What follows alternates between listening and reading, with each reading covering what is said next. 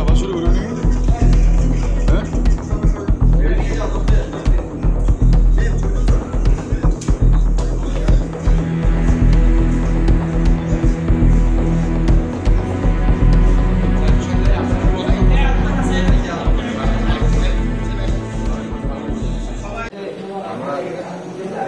গত সেপ্টেম্বর থেকে এই পর্যন্ত আমাদের টোটাল 186 জন মানব পাচারের উদ্ধার করেছি। মানব পাচার 86 জনকে উদ্ধার করতে সক্ষম হয়েছি।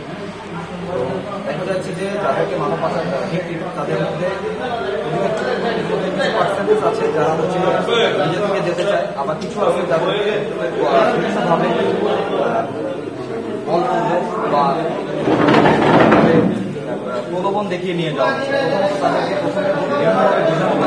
যে চাকরির সুবিধা প্রলোভন দেখানো হয়, পরবর্তীতে তাদেরকে জোরপূর্বক বিভিন্নভাবে কাজ করা হয়।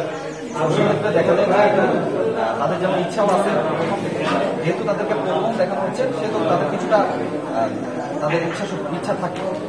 সেক্ষেত্রে আমরা আইনি ব্যবস্থার ক্ষেত্রে এটা আমাদের যাদের